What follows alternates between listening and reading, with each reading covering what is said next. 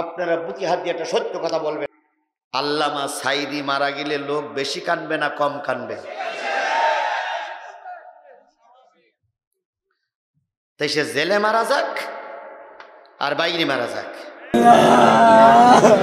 যেদিন আপনাদের কাছে খবর হবে সাইদি পৃথিবী থেকে বিদায় হয়েছে, সালাম দিয়েছে জোরে আমাদেরকে, আমি ছিলাম, আমাকে আর দিল না, আল্লাহর জন্য ওনাকে নিয়ে গেছে। আপনারা বুকে হাত দিয়ে একটা সত্য কথা বলবেন, আওয়ামী লীগের ভাই, বিএনপির ভাই, জাতীয় পার্টির ভাই, জামাত ইসলামের ভাই, communist, Jasad, Basad, police, DB, RAB যা আছেন সবাই বুকে হাত দিয়ে একটা কথা বলবেন, বাংলাদেশের খালেদা জিয়া, শেখ হাসিনা এরশাদ তো চলেই গেছে, তারপরে পুলিশের এখন যিনি বর্তমান প্রধান আছেন, সব নেতারা যদি মারা যায় যতগুলো লোক কানবে, বিশ্বাস করো বাংলাদেশের যে কয়জন লোক ফাঁসিতে ঝুলেছে এই বিগত 12-14 বছরের ভিতরে অধিকাংশ নেতা কর্মী ওনার মতের সঙ্গে না মেলার কারণে তাদেরকে ফাঁসিতে ঝুলাইছে। প্রকৃত দোষী নয়, নিরপরাধ মানুষকেও শুধু টক্করের সঙ্গে তার সঙ্গে মিল না হওয়ার কারণেই ফাঁসিতে ঝুলতে হয়েছে।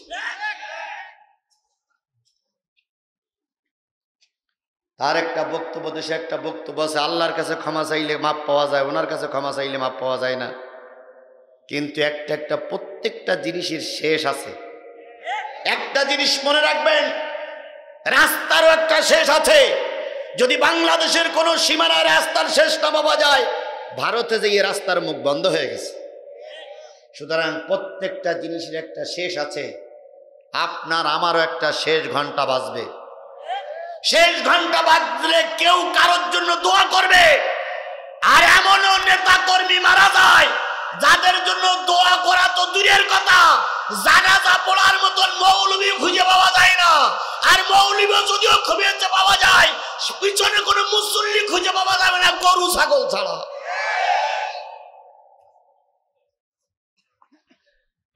বাড়াবাড়ি করে ফেরাউন টিকতে পারেনি, বাড়াবাড়ি করে নমরুদ টিকতে পারেনি, বাড়াবাড়ি করে আবু জেহেল, আবুল আহাব টিকতে পারেনি। একদিন না একদিন বিদায়ের ঘন্টা বাজবেই। পৃথিবীর সবচেয়ে বড় যে নাস্তিক, সেও বিশ্বাস করে মৃত্যু হবে, মৃত্যু হবে।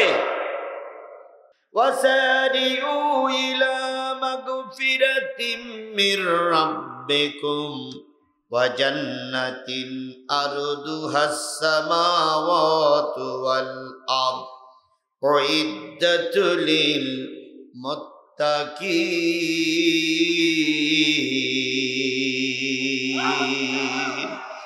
আল্লাহ বলছেন, দৌড়াও ইলা মাগফিরাতিম মির রাব্বিকুম, তোমার রবের ক্ষমার দিকে দৌড়াও, ওয়া জান্নাতিন আরদুহাস সামাওয়াতু ওয়াল আরদ, আর সেই জান্নাতের দিকে দৌড়াও যেই জান্নাতের শূন্য জায়গা, আসমান এবং জমিনের শূন্য জায়গা তোমাদের জন্য অপেক্ষা করতেছে। এই শূন্য জায়গার জন্য তোমরা দৌড়াও। দুইটা কারণে দৌড়াও, দুইটা কারণে প্রতিযোগিতা করো, দুইটা কারণে হাঁটো, দুইটা কারণে যাও। একটা হচ্ছে আল্লাহর ক্ষমার জন্য। এই মজলিসে যারা আছেন, একটা লোক হাত তুলে বলবেন যে হুজুর, আমার আল্লাহর কাছে ক্ষমা চাওয়ার দরকার নাই। আল্লাহর কাছে আমার ক্ষমা চাওয়ার দরকার নেই, কারণ এমন কোনো পাপ করিনি যে আমার ক্ষমা চাইতে হবে। এরকম একটা লোক হাত তোলেন তো, পারবেন? তাহলে নিশ্চয়ই আমাদের কারোর না কারোর কম বেশি গুনাহ আছে। কথা বলেন ঠিক না বেঠিক? নবীরে বলা হয়েছিল আস্তাগফিরহু ইন্নাহু কানা তাওয়াবা, আল্লাহর কাছে বেশি বেশি ক্ষমা চাও, নিশ্চয়ই আল্লাহ ক্ষমাশীল। তাহলে নবীকে বলা হয়েছিল ক্ষমা চাও।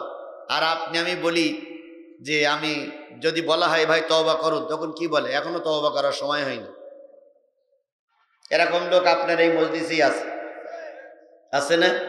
বন্ধুগণ, নবী হযরত আলীরে বলেছিলেন, আলী, যদি দুর্ভাগ্যজনক কোনো পাপ হয়ে যায়, এশারক্ত পাপ করেছে, এশারক্ত ভুল করেছে, তখনই তওবা করো, ফজরক্তর জন্য অপেক্ষায় থেকো না, কারণ এশার ফজরের দূরত্ব অনেক লম্বা। ফজরক্ত পর্যন্ত আল্লাহ তোমার হায়াত দিতেও পারে, নাও পারে। আমাদের মনে হয় হায়াত আল্লাহর কাছ থেকে জোর করে নিছি। কথা বলেন ঠিক না বেটি? এই জন্য কেউ ক্ষমা চাইতে চায় না, মাপ চাইতে চায় না। ক্ষমার চাইতে উত্তম জিনিস, মাপ চাওয়ার চাইতে উত্তম জিনিস আর কিচ্ছু নাই। এরপর আমাদের দেশের একটা নিয়ম চালু আছে, সবাই লোকে লোকে বলে আল্লাহর কাছে অন্যায় করলে ক্ষমা চাইলে মাপ হয়। আমাদের দেশের একটা নেতার কাছে ক্ষমা চাইলে নেতা ক্ষমা করে না।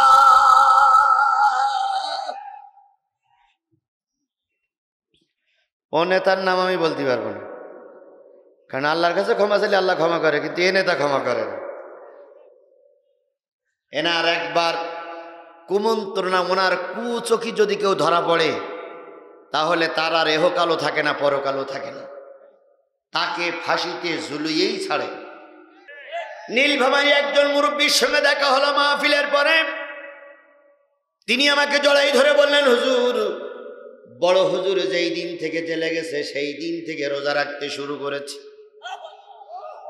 শুধুমাত্র নিষিদ্ধ দিন ছাড়া প্রতিদিন রোজা রেখেই চলেছি। আর আমি জীবিত অবস্থায় যদি বড় হুজুর না বাহির হয়, আমি রোজা রাখতে রাখতে মৃত্যুবরণ করব। আর হুজুর যদি বেরিয়ে যায় তাহলে রোজা ভাঙবো, তার আগে রোজা ভাঙবো না। এরকম একটা ভক্ত আপনি দেখান তো দেখি। যত ভক্ত আপনাদের পিছনে সুরসুর করে সব খাওয়ার লোভে, টাকা কম দেবেন। যে আপনার পক্ষে স্লোগান দিচ্ছিল সে আপনার বিরুদ্ধে জুতা মারবে। কিন্তু আল্লাহর ওয়াস্তে যারা ভালোবাসে তারা টাকার লোভে ভালোবাসা দেখায় না, তারা সব ভালোবাসা দেখায় আল্লাহর জন্য।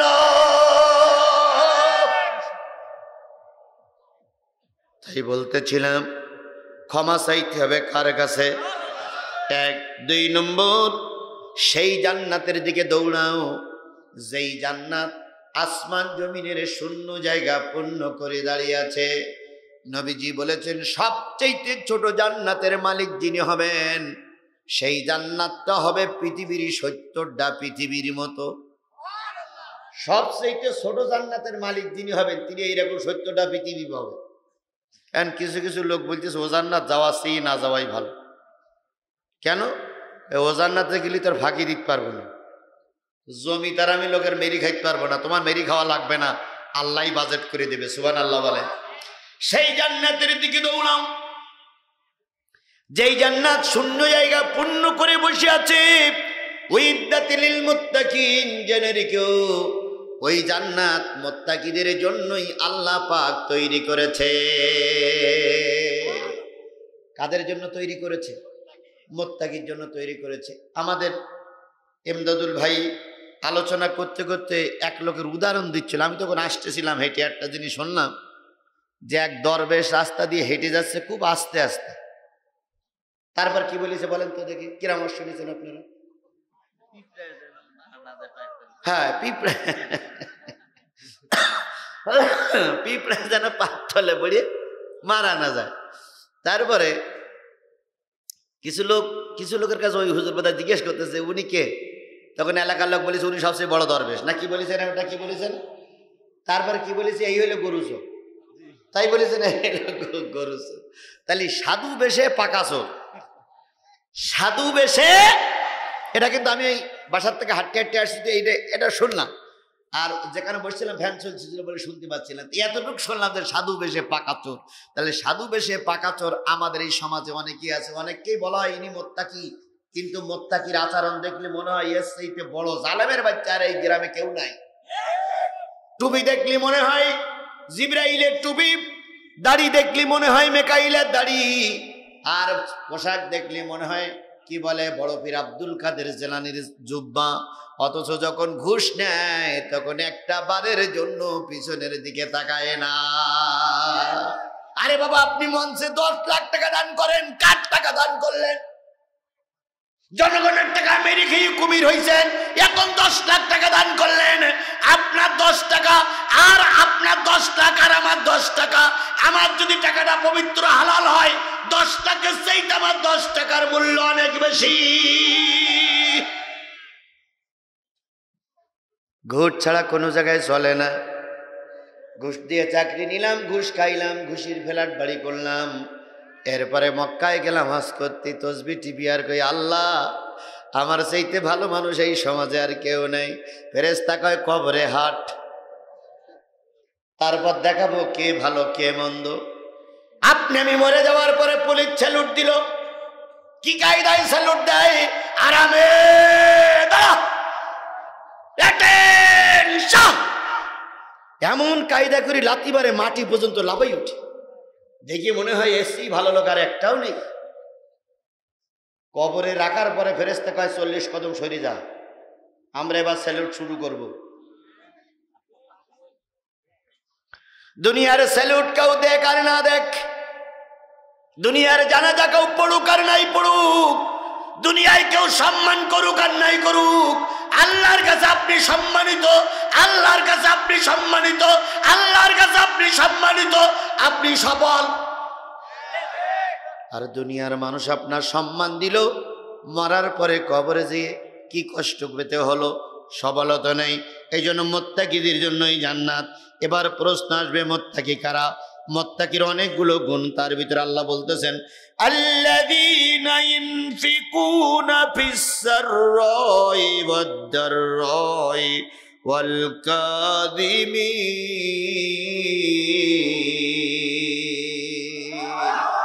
মুত্তাকির অনেকগুলো গুণ, তার ভিতরে একটা গুণ হলো মুত্তাকি সুখে থাকলেও দান করে, দুঃখে থাকলেও দান করে। সুখে থাকলেও দান করে, দুঃখে থাকলেও দান করে, সচ্ছলতা থাকলেও মুত্তাকি দান করে, আবার গরিব হালাত এসে গেলেও মুত্তাকি দান করে। মুত্তাকির দানের হাত কখনো বন্ধ হয় না। এটা হলো মুত্তাকিদের গুণ। হযরত ওসমান গনি, নাম কি? ওসমান গনি মানে কি? গনি মানে কি? ওনার নাম ছিল ওসমান ইবনে আফফান। কিন্তু ওনার মনটা ছিল এত উদার, রাসূল বললেন ওসমান তুমি গনি, তুমি ইহকালেও ধনী পরকালেও। হযরত ওসমান গনি এত ধনী ব্যক্তি ছিলেন, এত অভাবী ছিলেন, কিন্তু আল্লাহ পাক ধন দিলেন। ধনটা তার কাছে এই পৃথিবীর কোনো মানুষ তৎকালীন যুগে, কাফের হোক, মুশরিক হোক, বেঈমান হোক, ইহুদি হোক, মুসলমান হোক, কেউ দান না নিয়ে ফিরে আসতে পারতো না। যে যাইতো তাকে দান করত। যদি রুটি একটা খাচ্ছে, যদি কেউ দান চায়, রুটিটাই দিয়ে দিয়েছে। আর এখন যদি বলি ভাই একটু দান দিতে হবে, আমার ছেলে মেয়ে না খেয়ে থাকবে, বাড়া বাড়া বাড়া। এরকম লোক আপনার এলাকায় আছে, আমার এলাকায় আছে, সব জায়গায় আছে। একজন এসে রসুলের কাছে বলেন ইয়া রাসূল আল্লাহ, আমি বলতেছি মুত্তাকি, মুত্তাকি কারা? তার ভিতরে 1 নম্বর গুণ হচ্ছে যারা সুখে থাকলেও দান করে, দুঃখে থাকলেও। 3টে গুণের কথা বলবো। তার ভিতরে 1 নম্বর হচ্ছে সুখে থাকলেও দান করে, দুঃখে থাকলেও দান করে। এক নম্বর। হযরত ওসমান গনির রসুলের আমলে একজন এসে বলতেছি ইয়া রাসূলুল্লাহ, বাড়িতে 5টা মেয়ে বউকে রেখে এসেছি। আসার সময় দেখলাম প্রত্যেকটা মানুষ পেটে পাথর বেঁধে পড়ে আছে। আমার পরনের কাপড়ে একটা কাপড় ছাড়া আমাদের বাড়ি আর কোনো কাপড় নাই। আমি যখন সালাতে দাঁড়াই, বউ তখন আন্ডারগ্রাউন্ডে চলে যায়। স্ত্রী যখন সালাতে দাঁড়ায়, আমি তখন আন্ডারগ্রাউন্ডে চলে যাই। আমি যখন বাইরে যাই, মেয়ে আর মেয়ের মায়েরা সব একটা বদ্ধ জায়গায় থাকে। ওদের বাইর হওয়ার মতন কোনো কাপড় নাই, একটা মাত্র কাপড়। ইয়া রাসূলুল্লাহ, সকলের কাছে বলেছি, সকলে আপনাকে দেখাই দিয়েছি, যদি একটু দান আমাদের জন্য দিতেন, আমার পরিবারের লোক পরনে কাপড় পাক আর না পাক অন্তত পেটে কিছু খেতে পারত। নবীজি বলেন ও আল্লাহর রাসূল, আল্লাহর নবীর সাহাবী, ও আল্লাহর বান্দা, তুমি আমার দিকে তাকায় দেখো, আমি 3 দিন পর্যন্ত কিছু খাই নাই, কিন্তু আমি কারোর কাছে কিছু চাই না, কারণ আমি নবী। তবে তুমি চেয়েছো, তোমার আমি কিছু দিতে না পারলেও ক্ষতি করব না। আমার সাহাবী ওসমানের বাড়ি যাও, তিনি তোমাকে কিছু না দিয়ে ফিরিয়ে দেবে না। ইয়া রাসূলুল্লাহ, ওসমানের বাড়ি কোন দিকে? ওই এই পাহাড়টার ওই পাশে একটা মাঠ আছে, মাঠের ওই পাশে ওনার বাড়ি। চলে গেলেন লোকটি, ওসমানকে খুঁজে খুঁজে পাইলেন। যেয়ে দেখে হযরত ওসমান রাদিয়াল্লাহু তাআলা আনহু, বিরাট একটা মরুভূমি, প্রচন্ড রোদ। এই রোদের পরে উনি একটা জায়গায় বসে রয়েছেন। ওনার সামনে আছে একটা পাতিল, একটা পাত্র। ওই পাত্রের ভিতরে আছে কিছু গুড়। ওই গুড়ির ভিতরে পিঁপড়া লাগবে কি লাগবে না, পিঁপড়া চারিপাশ থেকে ঘোরাঘুরি করতেছে। হযরত ওসমান গনি একটা খেজুরের ডাল নিয়ে ওই গুড়ির পাতিলির পাশে বসে আছে। যেই না পিঁপড়া গুড়ি মুখ লাগায়, সেই ওই ওসমান রাদিয়াল্লাহু তাআলা খেজুরের ডাল দিয়ে পিঁপড়াটারে মেরে তাড়াইয়ে দেয়। যদি কোনো পিঁপড়া ভুল কর্মে খেয়েই বসে, পিঁপড়ার পাছা টিপে যতটুকু গুড় বাহির হয় ওই গুড়ি আবার লাগাই দেয়। তাহলে কি এই লোকটা দানবীর নাকি রিবন? যেহেতু পিঁপড়ে গুড় খেয়ে ফেলাইছে, আচ্ছা ওইটুকটা খেয়ে চলে দেখ, তা হবে না, ধৈরেই নিয়ে আবার পাতা টিপিয়ে যেটুক বাইরে ওই জায়গায় লাগিয়ে দেয়। তাহলে কি দানবীর? আমার তো মনে হয় না, আপনাদের ধারণাও তাই। লোকটি পিছনে দিয়ে সালাম দিলেন, সালাম দিয়ে দেখে পিঁপড়া তো বসটি দেয় না, যদি দূরটা বসে তার পাছা টিপে গুড় বের করে আবার জায়গায় লাগায়।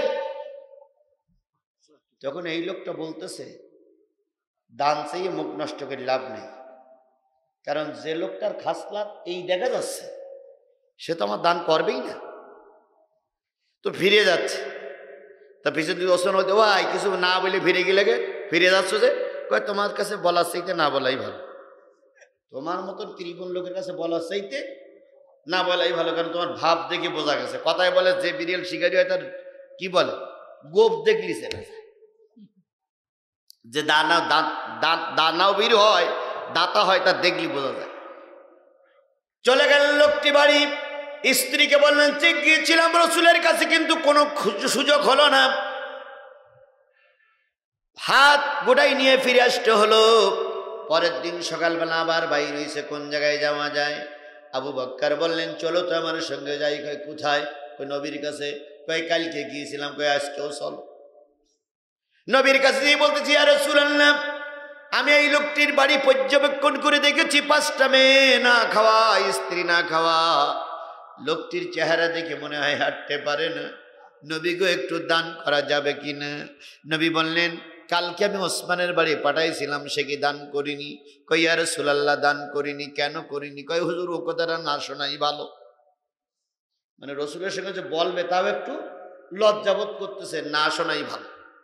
রসুল বললেন, কি ঘটনা? কয় না শোনাই বলো। কয় আবু বকর আজকে নিয়ে যাও। আবু বকর যখন লোকটার হাত ধরে নিয়ে যায়, তখন বলতেছে, ভাই কার বাড়ি নিয়ে যাবা? কয় ওসমানের বাড়ি। কয় ওই লোকের বাড়িতে ছাড়া অন্য কোনো জায়গায় থাকলে নিয়ে চলো, ওই লোক দান করবে না, আমার বোঝা গেছে। কয় কেন? কয় অনেক সমস্যা। কয় চলো না, রসুল বলেছে। রসুল আমাদের চাইতে কম বোঝে না বেশি বোঝে? তাহলে রসুল বলেছে চলো যাই। লোকটি চলে গেলেন, সালাম বিনিময় করলেন। হযরত ওসমান গনি বসে আছেন, সামনে একটা জাল টানানো, জালের ভিতরে কিছু তুলা শুকাচ্ছে। তুলা, এই তুলার কোনা মাঝে মাঝে একটু ফিরফিরে বাতাস আসে, বাতাসে 2-1টা কোনা উড়ে যায়। হযরত ওসমান গনি দূর থেকে খুঁটিয়ে নিয়ে আবার জালের ভিতরে ঢুকিয়ে দেয়। কালকে সে আজকের অবস্থা খারাপ না ভালো? কালকে তো একটু ভালো ছিল, যে পাশা টিভি গুল বের করতেছিল, আর আজকে কি উড়ে যাচ্ছে? তুলোর কোনা, ওই যে কোনা দুটোটা ওড়ে না, দেখেন না যে লেপ তোষক বানায় দুটোটা ওড়ে, এখন ওইগুলো খুঁটি খুঁটি আবার জায়গায় লাগাচ্ছে। লোকটি বলতেছে, আবু বকর বললাম আমি আসবো না, তাও তুমি বলি নিয়ে এসে রসুল বলেছে। আচ্ছা। হযরত ওসমান গনি সালাম বিনিময়ের পরে বলতেছে, ভাই তুমি না কালকে এসেছিলে? জি। কি জন্য এসেছিলে? কয় না শোনাই ভালো। আবু বকর বলতেছে, রসুল পাঠাইছিল। কেন? এই ঘটনা। ও, তা কালকে বললেই তো ঝামেলা মিটে যেত। তাই কারে বলি রে ভাই, যে অবস্থা দেখতেছি বলাছি না বলাই ভালো। বলো তোমার কি সমস্যা? আবু বকর বললেন, 5টা মেয়ে না খাওয়া, স্ত্রী না খাওয়া, নিজে একটা কাপড় ছাড়া কাপড় নাই। স্ত্রী যখন কাপড় পরে বেটা তখন বাইরে থাকে, ইনি যখন কাপড় পরে স্ত্রীরা তখন ভিতরে থাকে, এই অবস্থা। এখন দানের জন্য রসুলের কাছে গিয়েছিল, আল্লাহর নবী তোমার কাছে পাঠিয়েছে। হযরত ওসমান চোখের পানি টপ টপ করে ফেলায় বলতেছে, নবীজি 2 দিন পাঠালেন, কিছুই দিতে পারলাম না। তা তো হতে পারে না, আমি রসুলের কাছে মুখ দেখাতে পারবো না। বললেন, ভাই একটু অপেক্ষা করো। আর আবু বকরকে বলেন, ভাই দেখে তুলোর কোনা যেন উড়িয়ে না যায়, উড়ে গেলে একটু খেয়াল করিও বলে উনি একটা টিলার পরে উঠলেন। অনেকক্ষণ দাঁড়াই থেকে এসে বলতেছেন, ভাই আধা ঘন্টা খান দেরি করতে হবে। কয় কেন? কয় আমার একটা ব্যবসার কাফেলা চলে গেছিল সিরিয়ায়, সেইখান থেকে কাফেলাটা ফিরে আসতেছে, আমি দূরবীন দিয়ে দেখলাম যা আসতেছে, এখন আধা ঘন্টা দেরি লাগতে পারে। ওই কাফেলায় 70টা উট আছে, আর 70টা উটির পিঠে যতটা তাকাতে পারে, ওজন সহন করতে পারে, বহন করতে পারে, এমন পরিমাণ মাল, খেজুর আর জব গম নিয়ে আসতেছে। ওর থেকে একটা উট আর উটির পিঠে যে মাল সামানা আছে, নবীজির খাতিরে আমি তোমার পরিবারের জন্য দান করে দিলাম। আবু বকর বলতেছে আলহামদুলিল্লাহ। কিন্তু যে লোক দান নিতে গেছে সে লোক বলতেছে দান না দেওয়া পর্যন্ত আলহামদুলিল্লাহ বলবো না। কারণ কালকে গুড় পিঁপড়ার পাশাটিপি গুড় বিক্রি করে, আজকে তুলোর কোনা উড়ে যাচ্ছে তাই খুঁটতেছে।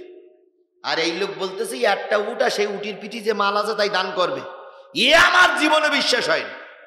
কিছুক্ষণ পরে 70টা উটির পিঠার একটা কাফেলা আসলো। বাইতুল মালে জমা দেওয়ার আগে ওসমান বললেন আমি একটা দান করেছি, একটা লোক তারে দান করে দাও। বলেই তিনি তুলোর কোনা খুঁটতে গেলেন। এবার যিনি উটি ব্যবসা করে আসছিলেন তিনি বললেন ভাই আপনার যেটা খুশি সেটা নিয়ে যান। লোকটি চিন্তা করলো বাড়ি ছেলে মেয়ে রেখে এসেছি, দীর্ঘক্ষণ কেন অপেক্ষা করতেছি, বাচ্চারা বেঁচে আছে কিনা জানি না। যত তাড়াতাড়ি বাড়ি যাওয়া যায় তত সন্তানের মুখে আমি হাসি দেখতে পাবো। সন্তানের মায়া প্রত্যেকটা মানুষের আছে, কথা বলেন ঠিক নেবে ঠিক। লোকটি আর নেবে কোনটা নেবে, সামনের একটা উটির লেকাম ধরি টানতেছে, চল টানতেছে চলেই যাচ্ছে। উটির একটা ধর্ম হলো আগেরটা যেদিক যায় পিছনের গুলো সেদিক ধায়। এটা হলো উটির ধর্ম, আগেরটা যেদিক যাবে পিছনেরটা সেদিক যায়। উটির কাফেলা যখন আসে তখন একটার সঙ্গে আরেকটা নাকের ভিতরে দড়ি দিয়ে বাঁধা থাকে, একটার সঙ্গে আরেকটা চলে আসে। সামনেরটা নিয়ে গেছে, পিছনের 69টা ওই লাইনে ধোয়া শুরু করেছে। তো যিনি খাদেন, যিনি ব্যবসা করে আসলেন তিনি বললেন হুজুর একটা দান করেছেন, 69টা ওই দিকে চলে যাচ্ছে। ওসমান গনি মিষ্টি হাসি দিয়ে বললেন আল্লাহ যেটা করে কল্যাণের জন্য, ছেড়ে দাও, 69টাই নিয়ে যাক। এর নাম হলো দাতা। আচ্ছা আপনি আমি কি করতাম, ওরে ধরে সজ্জনা করতাম, তুই কি জাদু মন্ত্র করেছিস একটা কারণে এতগুলো যাচ্ছে, অনেক কথা যাওয়ার দরকার নেই। আমি 3টে পয়েন্টে কথা বলবো। প্রথম পয়েন্ট হচ্ছে দানের ব্যাপারে। আল্লাহ বলতে যারা সুখে থাকলে দান করে, দুঃখে থাকলে দান করে, তারা যাবো জান্নাতে।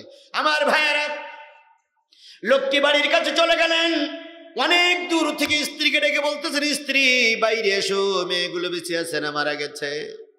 স্ত্রী খুব জীর্ণ শূন্য অবস্থায় ঘরের এক কন্যার থেকে উকি মেরে বললেন স্বামী বড্ড দেরি করেছ, 2টার নড়ন চলন একেবারে নাই, 3টা এখনো মা বলে ডাকতেছে, হয়তো এরাও বিদায় হয়ে যাবে। হযরত ওসমান গনির দান কত, তিনি বললেন যে তাড়াতাড়ি বেরিয়ে এসো, রুটি আর জব খেজুর ওদের খাওয়া, ওরা যেন সুস্থ হয়ে যায়। এবার রুটি জব খেজুর উটির পিঠের থেকে নামানোর সময় পিছন দিকে তাকায় দেখে বিশাল একটা লাইন আসতেছে। কিরে এগুলো কার, এগুলো কার, এগুলো এখানে আসলো কোথা থেকে? এখন উনি যখন নামালেন তখন এই 69টা এসে ওখানে দাঁড়ায় গেছে। ইনি কিছুটা খেজুর আর কিছুটা জবের রুটি ওনার স্ত্রীর কাছে দিয়ে বলতেছে তুমি খাও, আমাকে একটু দাও, আমি ওসমানের বাড়িতে জিজ্ঞেস করে আছি 69টা কার। ওসমান গনির কাছে দিয়ে দেখে এখনো তুলোর কোনা খুঁটতেছে। তিনি যেই বলেন আল্লাহ রসুলের সাহাবী, দান চাইলাম সামান্য, দিলে অনেক। একটা উট পরিমাণ দিলে, উট হলো মরুভূমির জাহাজ, এক জাহাজ দিলে তারপরে পিছনে ছিল 69টা, সেগুলো আমার বাড়ি দাঁড়ায় গেছে, এগুলো কার? হযরত ওসমান গনি মিসকে হাসি দিয়ে বলতেছে আল্লাহর বান্দা তুমি খুব চালাক, তোমাকে দিয়েছিলাম একটা, তুমি আগের উটটা নিয়ে গেছো। এই আগের উটটা নিয়ে যাওয়ার কারণে তোমার পিছনে 69টা চলে গেছে, আমি আর বাধা দেই নাই। এই 69 সহ আগেরটা সহ সবগুলো আমি আল্লাহর রাস্তায় তোমার পরিবারের জন্য দান করে দিলাম। এর নাম কি? ধনী। এর নাম কত বড় অন্তর্ধনী। যখন উনি বলতেছে আল্লাহ রসুলের সাহাবী, এত দাতা, এত উদার মন আপনার, তো ওই পিঁপড়ার পাশা টিপি গুড় বের করলেন কে? তুলোর কোনা ঘন এত দাতা আপনি? এইটা তোমার কৌতূহল? কয় হয়। হযরত ওসমান বললেন ভাই গতকালকে যে পিঁপড়া লাগতে দেখেছিল গুড়ে, ওটা একটা গরিব মানুষের আমানত, আমাকে বিশ্বাস করে আমার কাছে রেখে গেছে আর বলেছে ভাই আমার আমানতটা যেন খেয়ানত না হয়। আমি সকালবেলা দেখলাম গুড়ি একটু মরিচিকা পড়েছে, গুড়ি একটু কালার খারাপ হয়ে যাচ্ছে। আমি চিন্তা করলাম গুড়টা যদি রোদি না দেই গুড়টা নষ্ট হবে, রোদি বসালাম। কিন্তু ওর থেকে যখন পিঁপড়ায় খাচ্ছিল তখন আল্লাহ রসুলের হাদিস মনে পড়ে গেল, লা ঈমানা ইল্লা মা আমানাতালাহু, ওই ব্যক্তির ঈমান নাই যার আমানতদারি নাই। এই জন্য আমি গুড়ি পিঁপড়া লাগতে দেইনি। যতক্ষণ পিঁপড়া খাই ততক্ষণ পর্যন্ত আমি পিঁপড়ার ওই গুড় খেতে দেইনি, পিঁপড়ার পাছা টিপে টিপে গুড় বের করেছি। তাহলে আমানতদারি রক্ষা না করলে যদি ঈমান না থাকে, দেশের একটা আমানত আপনি সরকার আপনার পরে দেশের লোক ন্যস্ত করেছে, এই দেশের টাকা যখন বিদেশে যায় আপনারা আমানত রক্ষা করতে পারেন না, কিয়ামতের দিন আদালত আখিরাত আল্লাহর দরবারে কৈফিয়ত দেওয়া লাগবে। আমি আমার আমানত প্রয়োগ করতে পারি না। 5 বছর পর পর একটা ভোট দিতে হয়, এটা হলো আমার পবিত্র আমানত। কথা বলেন ঠিক না ঠিক? আমি ভোট কেন্দ্রে যে ভোট দিতে পারি না, আমার ভোটটা কোন ফেরেশতায় চুরি করে নিয়ে যায়।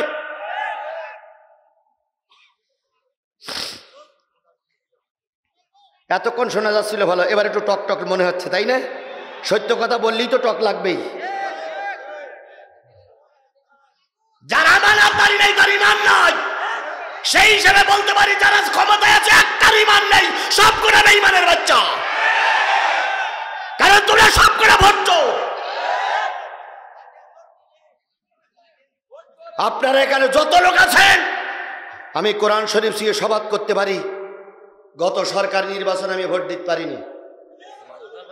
আপনারা একটা লোক বলেন তো হুজুর আমি ভোট দিয়েছিলাম, তাহলে আপনি কি করে ক্ষমতায় গেলেন? চোরের বাচ্চা চোর, ডাকাতির বাচ্চা ডাকাত। আবার এখন বলেন কোরআনের মাহফিলও করতে দেবে না, ঠ্যাঙের গিরে ছাড়াই ফেলবো, আজ হোক কাল হোক। এদেশ তোমার বাবার একার নয়, এদেশ তোমাদের একার নয়, এদেশে কথা বলার অধিকার আমাদেরও আছে। আমরা এদেশের নাগরিক, তোমরা একলা খাজনা বাজাবা আর আমরা কিছুই বলতে পারবো না। ও শনিবার অনেক আগে পাল্টে গেছে।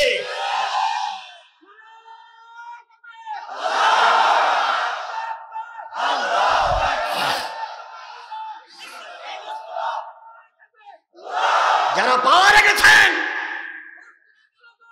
গেছেন তার স্ত্রীর কাছে যে আজকে রাত্রেতে জিজ্ঞেস করবেন যে আমি যে ক্ষমতায় আছি তুমি কি ভোট দিলে, পাও দেখবেন মিসকে হাসি দিয়ে বলে যেতে চেয়েছিলাম কিন্তু যাওয়া হয়নি। পাওয়ারের জোর দেখান আপনি, ক্ষমতার জোর দেখান আপনি। আল্লাহ এবং রাসূলের ভাষায় যারা আমানতের খেয়ানত করে তাদের ঈমান থাকে না। আপনি আমার আমানতের খেয়ানত করেছেন। আমি গোটা বাংলাদেশের 64টা জেলায় বক্তৃতা করে বেড়াই, আমার মতন লোকের আমানত খেয়ানত করেছেন, তাহলে ভ্যানাওয়ালার আমানত কত খেয়ানত করেছেন আপনি? দরবেশ সাজেন এখন, তাই না? দরবেশ সাজেন। সব দরবেশের হিসাব মালিকের কাছে দেওয়া লাগবে। কথা বলেন ঠিক না ঠিক?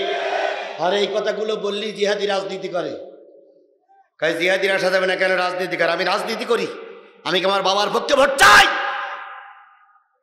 চুরি করবা তা দুঃখ নাই, আর বললেই গাজালা করো। তো এত যদি গাজালা করো চুরি করো কেন? চোরের বাচ্চা চোর।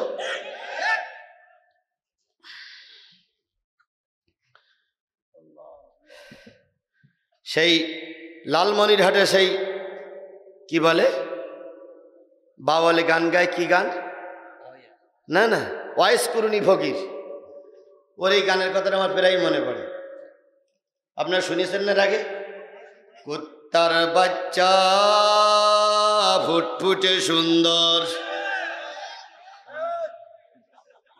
কুত্তার বাচ্চা ফুটফুটে সুন্দর, যদি তার করো গো আদর মন খুলে, আসবে ছুটে তোমার কাছে পথ ভুলে।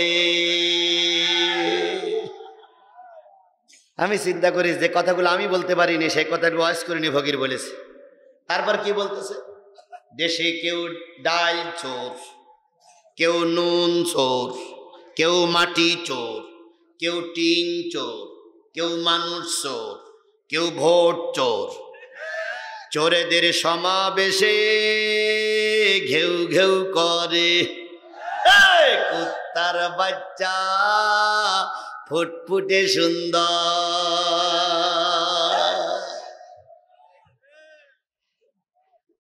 আবার কিছু লোক মনে করতে এই কথার কারণে হুজুরির মামলা হবে, আমার দিয়ে লাভ নেই, কারণ ও বলিস তো আয়েস করুন, আমি তার বলি না। লালমনিরহাটের হাতিবান্ধা থানায় বাড়ি, নাম হইল আয়েস করিনি ফকির, ও ধৈন্য ঝামেলা মিটে যাবে। যারা নরম পায় তারই ধরে, কথা বলেন ঠিক না বেঠিক? দেখেন বিএনপি ওয়ালারা রাজপথে দাঁড়িয়ে কত কিছু বলতেছে, চোরের বাচ্চা, ডাকাতির বাচ্চা, তা কত কিছু বলতেছে, ওদের ধরে না। নড়িয়ে চড়ি হুজুর ধরো, নড়িয়ে চড়ি হুজুর ধরো, নড়িয়ে চড়ি মৌলবি ধরো। মৌলবীদের নরম পাও, তাই না? খুব নরম পাও। কিন্তু একটা জিনিস মনে রেখো, বিএনপি বলো আর আওয়ামী লীগ বলো, কোনো নেতা জানাজা পড়বে না মৌলবি ছাড়া। আজকে ধরো, কালকে জানাজার সময় আল্লাহকে নালিশ করে দেবো, আল্লাহ এই সেই লোক, এই লোকের কারণে ওয়াজ করতে পারিনি আল্লাহ। 2 ঘন্টার ওয়াজ আধা ঘন্টায় ছেড়ে দিতে হয়েছিল, আল্লাহ এই সেই লোক যাচ্ছে, আল্লাহ এর বিচারটা তুমি করো, কারণ এই দুনিয়ার আদালতে আমরা বিচার পাবো না, বিচার দেইও নি। আমরা এই আদালতে বিচার পাবো না, আমরা পরকালের আদালতে বিচার দিয়ে রেখেছি, কথা বলেন ঠিক না বেঠিক? এই জন্য পরকালের আদালতে বিচার হবেই হবেই হবেই, হতেই হবে। কে কোন দলের এতক্ষণ শুনতেলেন ভালো, কিছু কিছু লোক মনে করতে আবার কোন দিক গেল, আবার কিছু কিছু লোক বলতেছে আমরা এইটাই তো জানতে চাচ্ছিলাম। মানে এখানে আবার সব দলের লোক আছে তো, এই জন্য সব কুল বোঝায় না রাখলে আবার কিছু লোকের মন খারাপ হয়ে যায়। আল্লাহ আমাদের বোঝার তৌফিক দান করুক। প্রথমে এসে মনে করি মিলাদ পড়ি বাড়ি যায়, কিন্তু এখন কিছু লোক হয়েছে, হ্যাঁ বান্দরতে মানুষ আছে ভাই। আচ্ছা দেখি সেটা পরে, সব আসবে ইনশাল্লাহ। আল্লাহ আল্লাহ আল্লাহ আল্লাহ। কি আবার মুরব্বি উঠতেছে কেন, রাগ করিছে নাই? বসতেছে। আল্লাহ আল্লাহ কবুল করুন। আমার ভাইয়েরা, যে জিনিসটা বোঝাতে চাচ্ছিলাম, হযরত ওসমান গনি মনে আছে তো?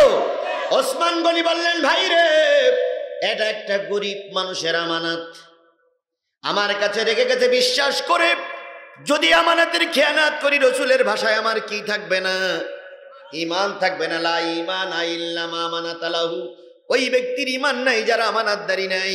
সুতরাং আমার ঈমান থাকবে না, তাই পিঁপড়ার পাছা টেপে গুড় বের করলাম।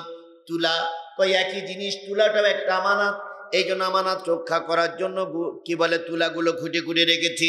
এবার হযরত ওসমান গনি বললেন, ভাই আর কোনো কৌতূহল? ও আমার ভাই, তুমি দান করলে একটা, আমি খুশি হয়ে গেলাম। 69টা গেল, বাধা দিলে না কেন? 69টা যেদিকে যায় আমার আল্লাহ যদি, রসুল যদি খুশি হয়ে যায়, 69টা বাধা দেয়নি। এর বিনিময়ে আল্লাহ পাক আমাকে পরকালে অনেক সাজা এবং খায়ের দান করবে। লোকটি আল্লাহর কাছে দোয়া করলেন, আল্লাহ এই জন্যই তো 10 জন জান্নাতি মানুষের ভিতরে ওসমান গনির নাম। তাহলে কয়টা খাসলাত থাকলে মুত্তাকি বলা যাবে? 3টা। 1 নম্বর হচ্ছে যারা দান করে, সুখে থাকলেও দান করে, দুঃখে থাকলেও দান করে, তারাই হলো মুত্তাকি। এখন আপনারা মুত্তাকি না বেঈমান না মুনাফিক যদি পরীক্ষা নেই, হ্যাঁ নেব, আল্লাহর কোরআন দিয়ে পরীক্ষা নেব, তাহলে দেখবো, এবার দেখবো যে কারা মুত্তাকি, কারা কি বলে মুনাফিক, আর কারা মুসলমান। এটা যারা মুনাফিক তারা এখনো আসেনি। জোরে একটা তাকবীর দেন, নারায়ে তাকবীর, লিল্লাহে তাকবীর। আল কোরআনের আলো, তোমার নেতা আমার নেতা, দুনিয়ার মুসলিম, লিল্লাহে তাকবীর। তাহলে কয়টা গুণ সম্পূর্ণ লোকদেরকে মুত্তাকি বলা হলো? আরো যে গুণ নেই তা বলা যাবে না, আরো অনেক গুণ আছে মুত্তাকিদের। এখানে 3টা গুণের কথা বলা হয়, তার ভিতরে একটা হলো সুখে থাকলেও দান করে, দুঃখে থাকলেও দান করে। যতটুকু আমরা পেরেছি এই খাতার দানটা করে আমরা মুত্তাকির খাতায় নাম লেখাইছি। মুত্তাকি হিসেবে আল্লাহ কবুল করলেও করতে পারে, না করলেও না করতে পারে, কথা বলেন ঠিক না বেঠিক? কিন্তু নামটা লেখানোর জন্য যত সম্ভব অর্থ আমরা দান করেছি। 1। 2 নম্বর, আল কাযিবিন আল গাইস, রাগ আসলে হজম করে। 2 নম্বর গুণ, রাগ আসলে কি? আচ্ছা রাগটা ভালো না খারাপ? রাগ হওয়া ভালো না খারাপ? আবার বলেন রাগ হওয়া ভালো না খারাপ? আবারও বলেন রাগ হওয়া ভালো না খারাপ? রাগ হওয়া খারাপ যেমন, আবার ভালো তেমন। যে ব্যক্তির ভিতরে রাগ নাই তার কিচ্ছু নেই, আবার রাগ হলেও বিপদ। যদি বলেন কি রাগ করি তো বউ তালাক হয়, রাগ করলে তো মানুষের খুন করা হয়। একটা প্রবাদ আছে, রেগে গেলেন তা হেরে গেলেন, তাই না? রেগে গেলেন তা কি গেলেন? হেরে গেলেন। এবার আসুন, রাগ এমন একটা জিনিস, যেই রাগে মানুষকে খুন করে, যেই রাগে মানুষ মানুষকে হত্যা করে, যেই রাগের কারণে মানুষ মানুষকে দূরে সরে দেয়। আবার সবচেয়ে যারা রাগী তারাই কিন্তু ভালো কাজ করে। নীতিবান লোকের রাগ বেশি হয়, নীতিবান লোকের রাগ বেশি হয়। আর যারা দুর্নীতি পরায়ণ, ওদের ঘাড়ের পরে পায়খানা করে দিলে ওরা রাগ করে না। তাই বলে আবার রাগ করবেন না তাও নয়, আবার রাগ বেশি করবেন তাও নয়। এবার বলুন তো, হযরত আবু বকরের রাগ কম না বেশি? না, আবু বকরের রাগ কম না বেশি? কম। কি জিনিস এটা? এগুলো ব্যাগের ভিতরে ঢুকে দেন। হযরত ওসমানের রাগ কম না বেশি? কম। হযরত আলীর রাগ একটু বেশি, কিন্তু সবচেয়ে রাগী লোক ছিল হযরত ওমর।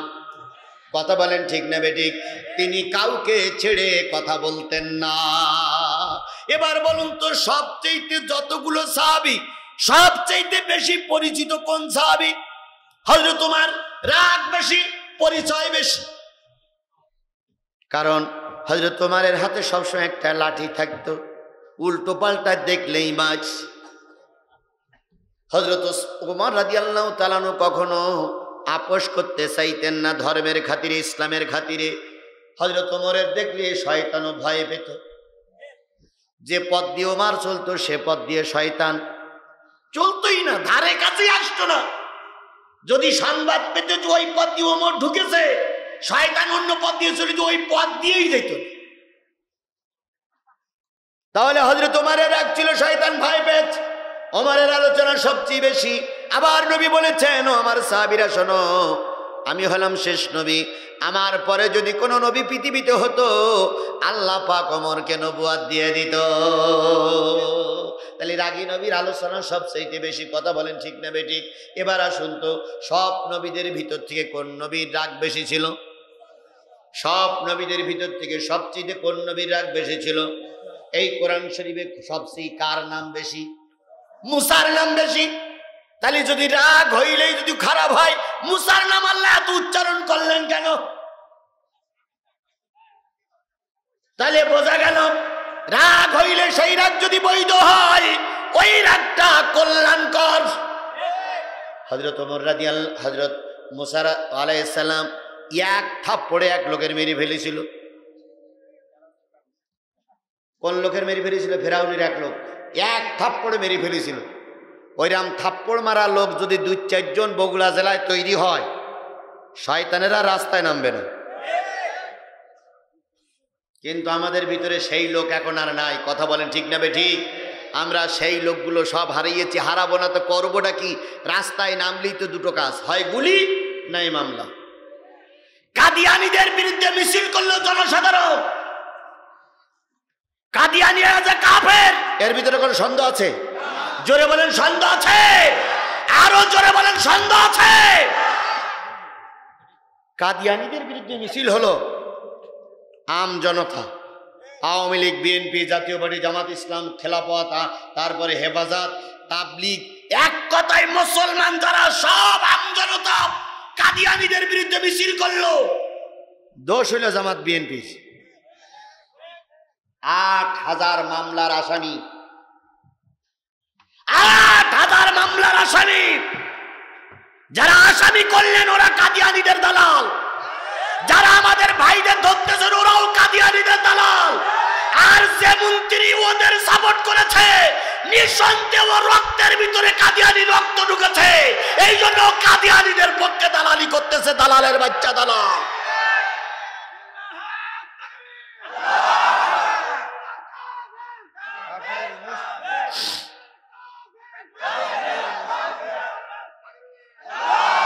তাহলে কাদিয়ানীদের বিপক্ষে আমরা মিছিল করলাম। যদি জামাত বিএনপি মিছিল করেই থাকে, আমি ওদেরকে স্যালুট জানাই, সাধুবাদ জানাই। নিঃসন্দেহ যারা মিছিল করেছে এরা দেশ প্রেমিক, এরা নবী প্রেমিক, এরা আল্লাহ প্রেমিক। আর যারা মামলা দিয়েছ, যারা ধরতেছ, এরা কাদিয়ানীদের দালাল, কাদিয়ানীদের দালাল, কাদিয়ানীদের দালাল।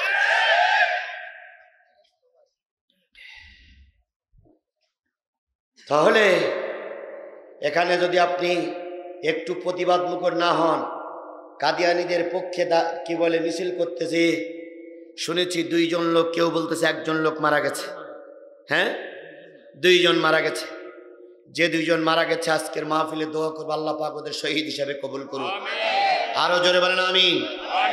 আর ওরা জীবন দিয়ে প্রমাণ করে গেল এই কাফেরদের কোনো সমাবেশ বাংলার জমিনে করতে দেওয়া হবে না। কথা বলেন ঠিক না বেঠিক? আহম্মদ শফির একটা বক্তৃতা আমি শুনেছি, তিনি বলেছেন কাদিয়ানীরা কাফের। আল্লামা সাঈদীর একটা বক্তৃতায় শুনেছি, তিনি বলেছেন কাদিয়ানীরা কাফের। তারপরে সাবেক বাইতুল মোকাররমের খতিব, তিনিও বলেছেন কাদিয়ানীরা কাফের। বিশ্বের এমন কোন মুসলমান নয় যে কাদিয়ানীদের কাফের বলেনি। আর তুমি সরকার তাদের লালন পালন করে মাঠে চক্রান্ত করার জন্য নামিয়ে দিয়ে এইটাকে ইস্যু বানিয়ে বিদেশের কাছে দেখাবা এখনো মৌলবাদীরা মাথা উঁচু করে দাঁড়িয়ে আছে। এই ইস্যুটা খাড়া করার জন্য তোমরাই ষড়যন্ত্র করে ওদের রাস্তায় নামিয়েছো, আবার তোমরাই ষড়যন্ত্র করে মারার জন্য ওদের রাস্তায় নামিয়েছো। তোমাদের দল মারলো, তোমাদের দল রাস্তায় নামলো, আর দোষ হইল আমাদের। নোয়াখালীতে দেবতার পায়ের পরে কোরআন পাওয়া গেল। দেবতার পায়ের পরে নোয়াখালীতে কোরআন পাওয়া গেল। সেই কোরআন যে ব্যক্তি দেবতার পায়ে লেগেছিল তার কিছু হয়নি, দেবতারও কিছু হয়নি। যে ব্যক্তি ফেসবুকে দিয়েছিল তাকে রিমান্ডে নিয়ে যেতে হলো। এখানেও কাদিয়ানীদের সমাবেশে যারা হামলা করেছে, কারা করেছে এটা তাদের ব্যাপার, প্রতিবাদ করার অধিকার আছে আমাদের। আমরা প্রতিবাদ করেছি, আমাদের লোক তো মারা গেছে, বিএনপির লোক মারা গেছে। কথা বলেন ঠিক না বেঠিক? তাহলে বিএনপির লোক গুলি খেয়ে মারলো, আবার ওরাই মামলা খেল। এটা আজব ব্যাপার, আজব ব্যাপার। বাড়িওয়ালা চোরের সঙ্গে লড়াই করে বাড়িওয়ালা মারা গেল, আবার বাড়িওয়ালার বোন নামে মামলা হইল।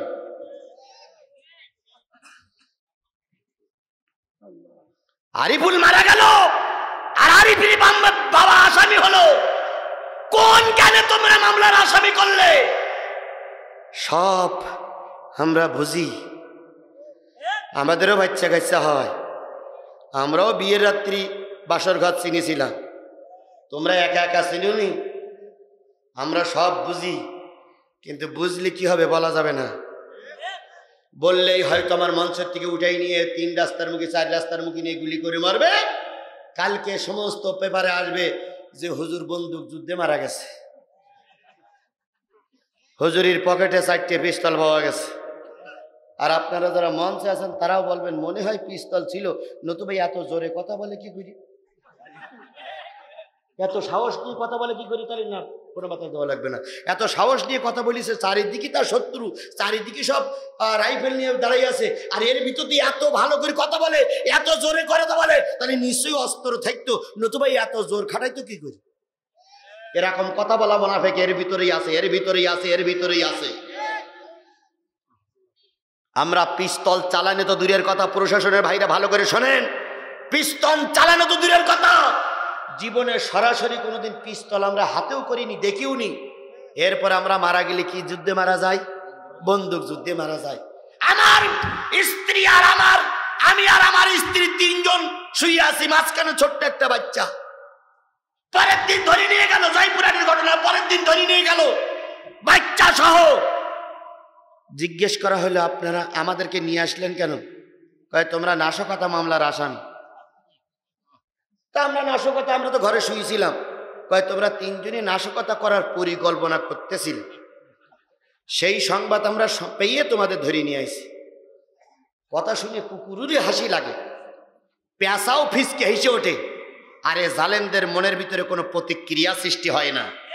হবে কি, ও দাদা চোর, ওর বাপ চোর, ও 14 গোষ্ঠী চোর, ও চোরের বাচ্চা, চোরের বাচ্চা, চোরের বাচ্চা। তো দেশের পরে প্রেম হবে না, দেশ সব সর্বনাশ হয়ে যাক, দেশের লোক সব মারা যাক, পাখির মতন গুলি করে দেশের লোক সব মেরে ফেলো, তবু আমার সিয়ার যেন না যায়, সিয়ার যেন না যায়, সিয়ার যেন না যায়। এক গ্রামে এক লোক ছিল খুব সিয়ারের লোভী। কেউ গিলি পার করতে আমার সভাপতি বানাই দিবি তো? কয় দেব। যাত্রা গান করতে গেলে কয় সভাপতি বানাই দিবি তো? কয় দেব। পুতুল নাচ, হ্যাঁ সভাপতি। সিনেমা, সভাপতি। ওয়াজ মাহফিল, হ্যাঁ সভাপতি। চাচা তুমি ছাড়া সভাপতি হওয়ার লোক নেই। এখন সভাপতির হওয়ার লোভ খুব, সিয়ার মোটে ছাড়ে না। এখন জনগণ চিন্তা করলো চেয়ারে জানে না বসে সেই কাজ করতে হবে। এখন প্রধান বক্তা দিয়েছে ভালো চেয়ার, আর ওর যে চেয়ার কানতেছে মাঝখান থেকে ফাটা, ওই ফাটা চেয়ার ওর বসাইছে, বসালে এখন এই হুজুরে একটু জোরে ওয়াজ করেছে, ও একটু নেচে উঠছে কি ওই ফাটা গেছে ফাঁক হয়ে আসল জায়গা ধরা পড়ে গেছে। চেয়ার মোটা ছাড়বা না, চেয়ার তোমার কবরে নিয়ে যাবে। ও চেয়ারের লোক, বিরাট চেয়ারের লোক তো আসল জায়গায় ফাটার মধ্যে বেঁধে গেছে। এখন উঠলেও বেঁধে যায়, নিচে হলেও ছাড়ায় না। এখন যাই হোক কিছুক্ষণ পরে মাহফিল শেষ হয়ে গেছে, সবাই চলে গেছে, তো উনি আর ওঠেন। তো সবাই বলতে চাচা বাড়ি চলেন। যাবো তো রে বাবা, চেয়ারে যে বিপদে ফেললো আমার। চেয়ারে কি বিপদে বলি কেউ বলাও যাবে না, কারণ বলা যায়, ও কথা বলা যায় যে আমার আসল জায়গায় বেঁধে গেছে, বলা যাবে, জীবনেও বলা যাবে। আরে বাবা বোঝেন তো, আমার কথা বোঝেন তো নাকি? এখনো বলাও যাচ্ছে না, ওটাও যাচ্ছে না। তো সবাই চলে যায় দূরে, দায়িত্ব চিন্তা করতে, কিরে চাচা ওঠে না কেন? এত চেয়ারের লোক, ও তো মরে গেলেও চেয়ার ছাড়ে না, কিন্তু আজকে চেয়ারে বসলো ওঠে না কেন? তখন দুই পোতার বলতেছে নিচের দিকতে ফাঁক করে ধর, নতুবা ওটার কোনো লাইন নেই। তা দাদা পোতা বলতে কি হই দাদাকে জায়গা বেঁধে গেছে, তাহলে আর কোনোদিন তুমি চেয়ারের লোভ হবো? কথা আজকের দিন আমার বাড়ি নিয়ে চলো, আমি আর জীবনে চেয়ারের লোভই হবো না। এর গাঁও এরকম যখন বেঁধে যাবে তখন চেয়ার ছাড়বে, এর আগে আর ছাড়বে না। কথা বলেন ঠিক না বেঠিক? দুনিয়ার লোক সব মেরে ফেলতে গেলে চেয়ারেরা ছাড়তে চায় না, কিন্তু চেয়ার একদিন ছাড়তে হবেই। পৃথিবীর ইতিহাসে বলে চেয়ারে চিরকাল কেউ থাকে না। কথা বলেন ঠিক না বেঠিক? ফেরাউন গাদ্দারি করেছিল, আছে না গেছে? নমরুদের বাচ্চা গাদ্দারি করেছিল, আছে না গেছে? তারপর আবু লাহাব আবু জেহেল গাদ্দারি করেছিল, আছে না গেছে? তোমাদেরকেও যেতে হবে, তবে সম্মান নিয়ে যেতে না পারলে জনগণ থুতু দেবে, কবরের পরে জুতা নিক্ষেপ করবে, পেপারে করে পায়খানা নিয়ে কবরের পরে মেরে মানুষ চলে যাবে। আগের থেকে ছাড়ো, নতুবা এমন একদিন আসবে বেঁচে যাবে আর ছাড়াই পারবে না।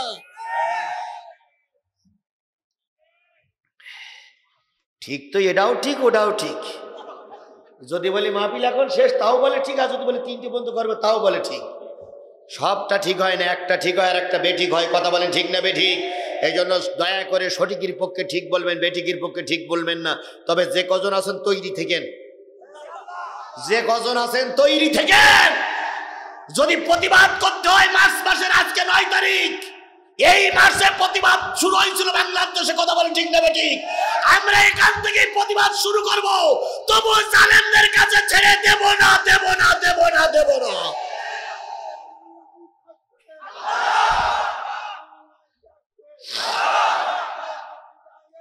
আমার ভাইরা, রাগ আসলে হজম করো। 2 নম্বর পয়েন্টের আলোচনা। রাগ করা যেমন দরকার, হজমেরও তেমন দরকার। হযরত মুসা আলাইহিস সালামের রাগ বেশি ছিল, ফেরাউনের লোকের সঙ্গে বেঁধে গেছে। মুসার এক লোকরে মারতেছে, ভালো করে শোনো বগুড়ার মানুষ, মুসার এক লোকরে মারতেছে ফেরাউনের লোক। মুসার লোক নিচে, ফেরাউনের লোক উপরে। মুসা যাচ্ছিল রাস্তা দিয়ে, হঠাৎ করে মুসা ডেকে বলে ভাই মুসা, লোকটা ডেকে বলে ভাই মুসা আমারে তো পিঠা একটু খেয়াল করো। মুসা যেই বলতে চাই ওঠ ওঠ ওঠ, ও তখন বলতে আমারে চেনো, আমি কিন্তু ফেরাউনের লোক। মুসা আমার চেনো, আমি কিন্তু ফেরাউনের লোক। মুসা বলতে ওরা চেনা চেনি বাদ দে, এক বক্সিনি ফেরাউনের 3টে দাঁত ফেলাই দিল, আমি হলো সেই লোক। মুসা এক বক্সিনে 3টে দাঁত ফেলাইছিল, মনে আছে আপনাদের? ছোট্টবেলায় এক বক্সিনে 3 দাঁত ফেলেছিল, সেখান থেকে ফেরাউন জানে এই সেই মুসা। আমি বলো সেই লোক। ভাই তাহলে হোক। মুসা কথা আবার কথার পরে দেশে এক থাপড়ে কাজ। মুসা আলাইহিস সালাম চিন্তা করলে, আল্লাহ এরা ক্ষমতায়, এরা পাওয়ারে, সরকার থেকে শুরু করে চৌকিদার পর্যন্ত সব ওরাই। কে কথা বোঝেন? আমার কথা বোঝেন? সরকার থেকে শুরু করে চৌকিদার পর্যন্ত সব ওরাই। এখন আমি তো এক থাপড়ে একটা মেরে ফেলাইছি, এখন আমার তো এরা ফাঁসি দেবেই। আল্লাহ যেটা হয়ে গেছে সেটা তো গেছেই, এখন আমি কি করব? আল্লাহ বললেন মুসারে চিন্তা করিস না, প্রতিষ্ঠিত জালেম শাসক ক্ষমতায়, জালেমের বাচ্চা জালেম ক্ষমতায়, ফেরাউনের বাচ্চা, ফেরাউন ক্ষমতায় মোকাবেলা করতে গিয়ে বিপদে পড়েছ। আমি আল্লাহ ফেরাউনের কাছে তোমারে পাঠিয়ে দিয়ে তামাশা দেখবো না, চক্ষু বন্ধ করো, এমন একটা অন্তরালে তোমাকে নিয়ে যাব, ফেরাউন তোমারে খুঁজে পাবে না। হযরত মুসা চক্ষু বন্ধ করলেন, দমকা একটা হাওয়া আসলো, এক হাওয়ায় মাথা এনে চলে গেল। যে আল্লাহ মুসারে ফেরাউনের কবল থেকে বাঁচিয়েছিল সেই আল্লাহ এখনো আছে না নাই? আরো জোরে বলেন আছে না নাই? যতই ধরাধরি করার চিন্তা ভাবনা করো, আর যতই ষড়যন্ত্র করো, আমাকে ধরলে, আমার সন্তানটার ধরলে, কিন্তু বউ কোডারে ধরতে পারো নি। যদি বউ কোডাও যদি এলাকায় থাকে, আর আমার ভাই ভোগ্যরও যদি থাকে, আর সুষ্ঠু নির্বাচন যদি হয়, হিরু আলমের মতন প্রতিটা আসন ছাড়া লাগবে। হিরু আলম তো পাশ করেই গেল। হিরু আলম পাশ করে গেলে না? হিরু আলমকে পরিকল্পিতভাবে ফেল করানো হয়েছে। কথা বলেন ঠিক না বেঠিক? হিরু আলমের 49টা আসনের ভিতরে 40টা আসন গণনা করিয়ে 2800 ভোটে বেশি থাকলো, আর 9টা আসন রাত 12টার পরে গণনা করে তোমরা নেতা হয়ে গেলে। হিরু আলমের মতন লোকেরাই পাশ করতো যদি সুষ্ঠু নির্বাচন হতো। কথা বলেন ঠিক না বেঠিক? আবার এই কথাগুলো বলে কিছু লোকের মুখ টুক কালো হয়ে হনুমানের মতন কারণ ওরা তো চুরি করতে পারবে না, এই জন্য হুপ করতে চাও। কত খাবা, কত খাবা? তোমার এই বগুড়ায় মার মেয়ের মাথা নেড়া করে দেওয়ার নেতা ছিল, তাদের অস্তিত্ব কোথায়? টাকলা মুরাদ খুব বাগুম বাগুম বাগুম বাগুম বাগুম বাগুম করতো, কোথায় সে টাকলার বাচ্চা? টাকলা ডাক্তার ইমরান এই সরকার অনেক পাট বাগুম করে ইসলামী আন্দোলনের তাদের ফাঁসির কাছে ঝুলাইছো তোমরা, কোথায় সেই ইমরান এই সরকার? এর কাছে যখন প্রয়োজন হয় তখন কোলে নেয়, আর যেই প্রয়োজন ফুরিয়ে যায় সে লাত্তি মেরে তাড়িয়ে দেয়। এরা সেই জাতের জাত। বুঝলে তো বুঝলে, না বুঝলে কসু। কর্তৃপক্ষর বলি লাইন খারাপ দেখলে চিঠি লিখবেন, আমিও চলে যাবো, আপনারাও বেশি যাবে। লাইন খারাপ দেখলে শুধু চিঠি লিখবেন যে হুজুর এইবার শেষ করে দেন, আমি দেব দৌড়। আল্লাহ পাক হেফাজত করবে ইনশাল্লাহ। ঠিক কাউন্সিলর ভাই বলেছে কত হবে ইনশাল্লাহ। বাঘের বাচ্চা বেশি লাগে না, একটাই যথেষ্ট। কোনো বাতাস দেওয়া লাগবে না, বাতাস তোমরা খাও বাবা, আমি গরিব মানুষ, আমার বাতাস দেওয়া লাগবে না। আল্লাহর কাছে শুধু দোয়া করবো, আল্লাহ যেন হকের পথে আমাকে কবুল করে। আমার ভাইয়েরা, জামানার পয়গম্বর মুসা প্রতিষ্ঠিত সরকারের সঙ্গে মোকাবেলা করতে দিয়ে একটা কাজ করেই ফেলাইছে। সাহায্য চাইলেন কার কাছে? আল্লাহ পাক জালেম সরকারের হাত থেকে তুলে নিয়ে এমন জায়গায় রেখে দিল যেই জায়গায় আর জালেম সরকার খুঁজে পাই নাই। আজকে তুমিও ময়দানে নামবা, কাজ করার জন্য নামবা, যদি কোনো রকম ধরা খেয়েও যাও, আল্লাহ পাক এমন ব্যবস্থা করবে দুনিয়ার মানুষ তোমাকে খুঁজে পাবে না। সাইদি সাহেব জালেম, আমি মনে করি এটা হয়তো আল্লাহর জন্য, আমাদের জন্য রহমত। যদি বলেন কেমন? হয়তো এই লোকটা একদিন দেশের ক্ষমতার মসনদের চেয়ারে বসবে, এখন যদি বাইরে থাকতো এই জালেমের বাচ্চা হয়তো হুজুরদের যেভাবে কোপাই কোপাই মারতেছে এর হয়তো মেরে ফেলতো। মতের সঙ্গে মিল না কাটলে কিছু লোক জিপ কেটে নেছে হুজুরদের। কথা বলেন ঠিক না বেঠিক? এই যে ব্রাহ্মণবাড়িয়ায় কিছুদিন আগে দেখলাম আমাদের এক ভাই জিব্বা কেটে নিল, ধরাও কয়েকজন পড়ে গেছে। সরকারকে স্যালুট জানাই, র্যাবকে স্যালুট জানাই, বলি ভাই শুধু ধরলি হবে না, দৃষ্টান্তমূলক শাস্তি দাও। যারা হুজুরের জিব্বা কাটতে গেছে এরা ফেরাউনের বাচ্চা।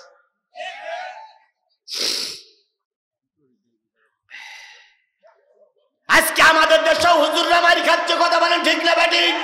আল্লাহর কসম, আমাদের কাছে পারমাণবিক বোমা নাই, আমাদের কাছে পিস্তল নাই, আমাদের কাছে ক্ষেপণাস্ত্র নাই, কিন্তু আমাদের তোমাদের রাইফেলের বন্দুকের সেই একটা জরুরি জিনিস, খুব দামি জিনিস আছে, সেটা হচ্ছে চোখের পানি।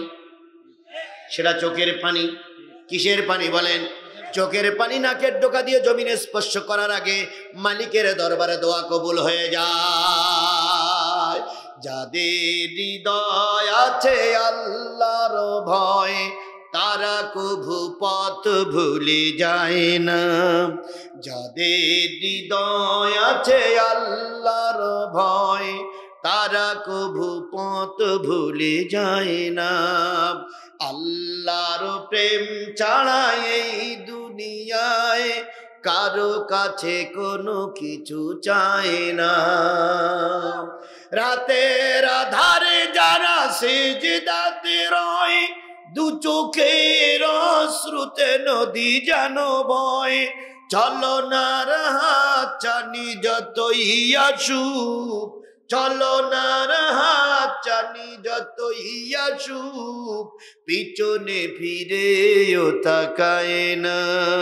যাদের হৃদয় আছে আল্লাহর ভয়, তারা কভু পথ ভুলে যায় না।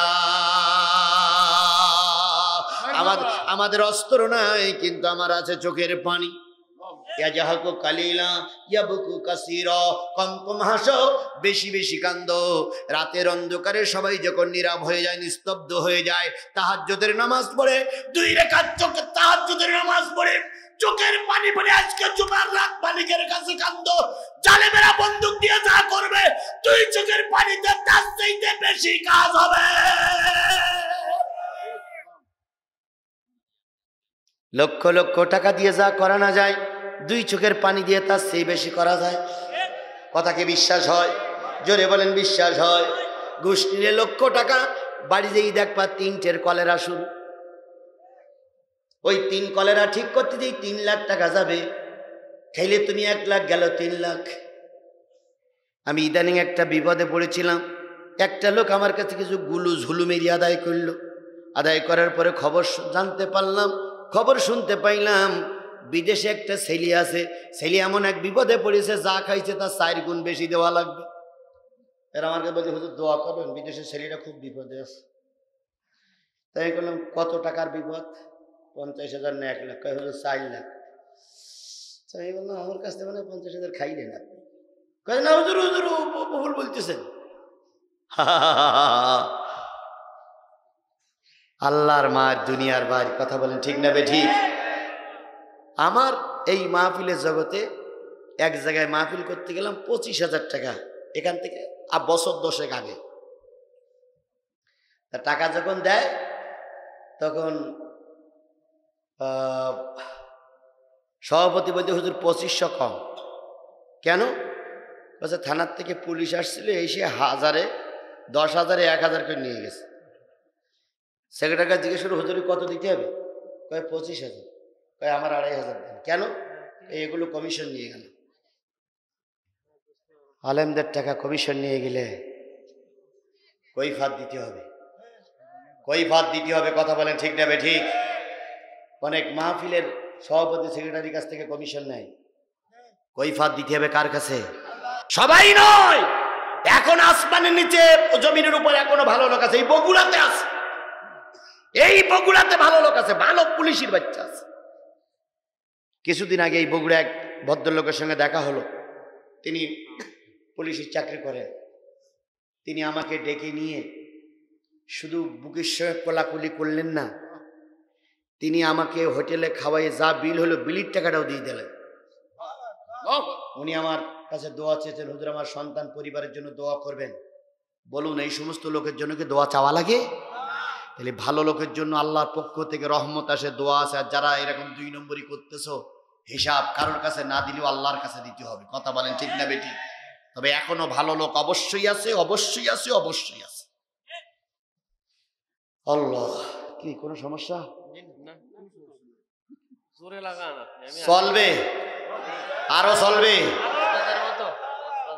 ভাই, উঠলে হবে না, কথাগুলো শেষ করতে দেন, আল্লাহ কবুল করুন। আমার ভাইয়েরা, যে জিনিসটা বোঝাতে চাচ্ছিলাম সেটা হলো, আপনি ময়দানে নেমেছেন, সাহায্য করার দায়িত্ব কার? সেই আল্লাহ আজও আছে না নাই? আরো জোরে বলেন আছে না নাই? তাহলে বলতেছিলাম, মুসা আলাইহিস সালামের ছিল রাগ বেশি, আর হযরত ওমরের রাগ ছিল বেশি। মুসা আলাইহিস সালামের কথা কিছুটা বলে ওমরের ভিতরে ঢোকার জন্য চেষ্টা করব। আমা তৌফিক ইল্লা বিল্লাহ। মুসা আলাইহিস সালাম আল্লাহর প্রিয় রাসূল, আল্লাহর প্রিয় নবী। কোন নবী আল্লাহরে দেখতে চাই নাই, দেখতে চেয়েছিলেন একজন নবী। কোন নবী? মুসা আলাইহিস সালাম। মুসা আলাইহিস সালাম বললেন, আল্লাহ আমি তোমাকে একটু দেখবো। আল্লাহ বললেন, মুসা রে আমারে দেখতে পাবা না, আমাকে তুমি দেখতে পাবা না। কয় কেন? কয় আমার যে নূরের তাজাল্লি তুমি সহ্য করতে পারবা না। কয় আল্লাহ আমার একটু দেখাও। আল্লাহ বললেন, তুর পাহাড়ে যাও, দেখতে পাবা। তুর পাহাড়ে যেয়ে দেখে আগুন জ্বলে। কয় মুসা আসো। যেখানে যায় আগুন চলে যায়। আবার বলে মুসা আসো। আগুন চলতে চলতে আগুন যখন দূরে সরে যায়, মুসা বলেন, আল্লাহ কই তুমি? কয় দেখো তো, যেই জায়গায় গাছের ডালে আগুন জ্বলে কিন্তু ছাই পড়ে না, ওই আগুনটা হলো আমি আল্লাহ, আমার নূর। মুসা আলাইহিস সালাম আল্লাহকে দেখতে চেয়েছিলেন, দেখতে পাইলেন না। কিন্তু আমার দেশের কিছু পীর বুজুর্গ নামক কিছু লোক আছে, তারা মাঝে মাঝে ওয়াজ নসিহত করে, কলবের সঙ্গে কলব লাগাও, আল্লাহরে দেখা যাবে। মুসা আল্লাহরে দেখতে পাই না, তুমি সলিমুদ্দিন বাচ্চা কলিমুদ্দিন তুমি দেখবা আল্লাহরে?